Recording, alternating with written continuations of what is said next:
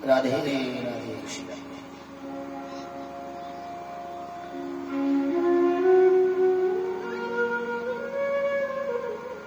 राम जी ने कहा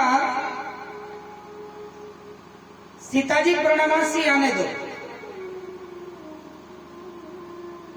सीता जी इंतजार कर रही है, चलो ठीक है देखते हैं अब कौन सा ब्राह्मण आएगा।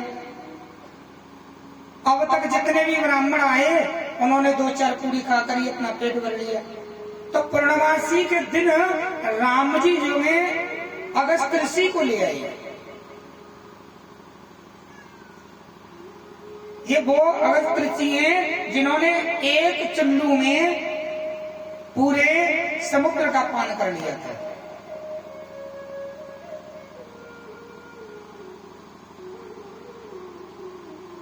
सीता जी ने देखा महात्मा जी का शरीर बड़ा दुबला पतला था।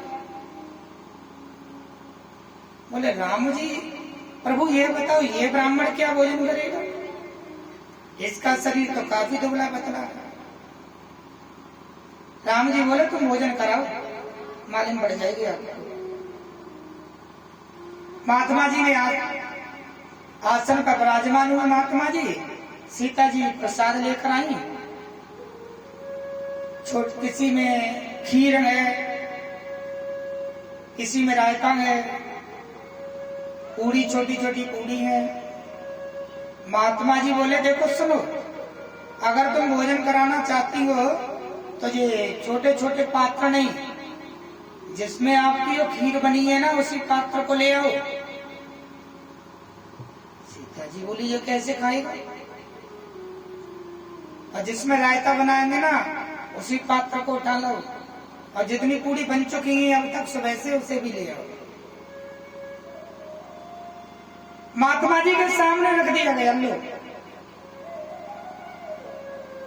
अगस्त ऋषि ने गोविंद का भोग लगाया और न तो उन्होंने हाथ लगाया और अपने मुंह को खोल दिया, और जैसे ही मुंह को खोला तो जो सामग्री सामने रखी हुई थी वो उनके पेट में आने लगी। सीता जी देख रही है ये क्या। महात्मा जी ने कहा और प्रसाद लेकर आओ। कभी तो अन्नपूर्णा यानी रसोई में जाती है, कभी खीर लाती, कभी पूड़ी लाती, कभी सब्जी आ रही है। सीता जी परेशान हो गई। सीता जी ने विचार किया कि ऐसा करती हूँ रिद्धि सिद्धि को बुलाऊं। देखो जिस घर में रिद्धि सिद्धि होती है वहां कभी कोई कमी नहीं रहती। गणेश पत्नी रिद्धि सिद्धि का आगमन हुआ। अब कोई तो खीर बना रही है, कोई सब्जी बना रही है, सीता जी पूरी बना रही है, वो भी परेशान हो गई। उन्होंने विचार किया और स्वयं गणेश भगवान का आह्वान किया। गणेश जी आते हैं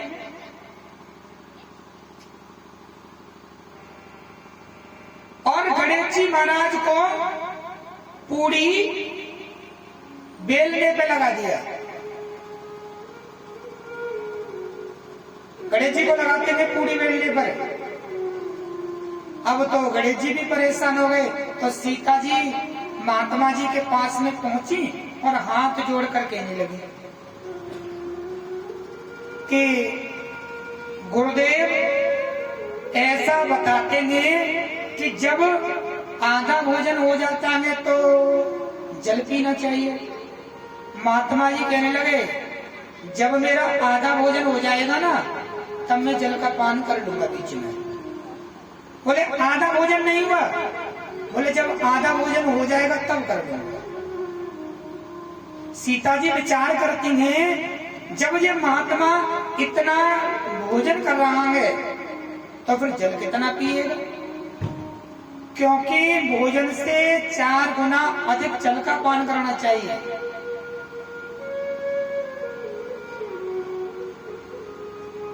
राम जी कुछ कीजिए। सीता जी राम जी के पास में गई, बोले राम जी कुछ कीजिए।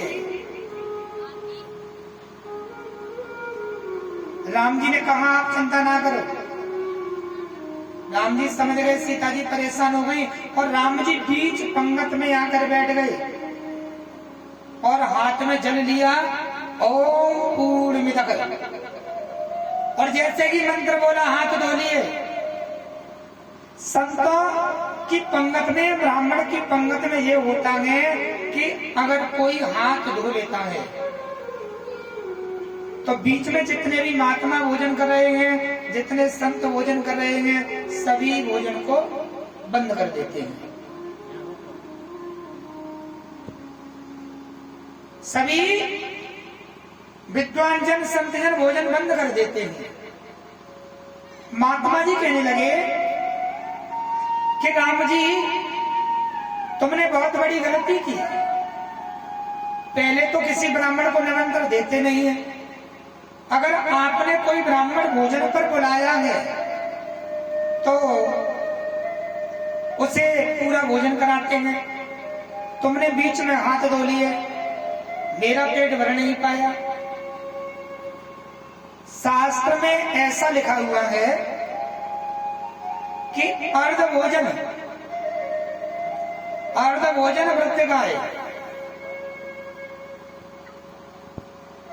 आधा भोजन जो व्यक्ति ब्राह्मण को कराता है, अर्ध भोजन वृत्तिकाय, और बूढ़ी गाय दान में देता है। अर्ध भोजन वृत्तिकाय और दाता देव नरक में जाए। जो ऐसा करता है वो नरक में जाता है।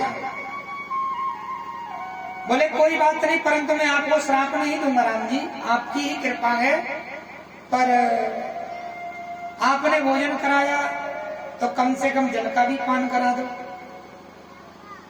राम जी बोले इतनी तो मेरी सरयू में भी जल नहीं है, आपने पूरे समुद्र को पी लिया था।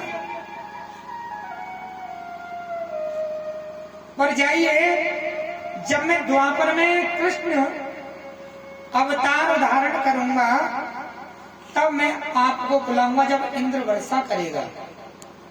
आज जब इंद्र ने वर्षा की तो जब महात्मा जी का आगमन हुआ और उन्होंने पूरे जल को पान किया। तो भाई ये जल कहाँ जाता है? अगस्त ऋषि महात्मा ने जल का पान किया था। इस कथा से जो ज्ञान मिला कि ब्राह्मण का कोई पेट भर नहीं सकता, और जो जल है वो अगस्त ऋषि ने पान किया। प्रेम से बोली राधे राधे राधे।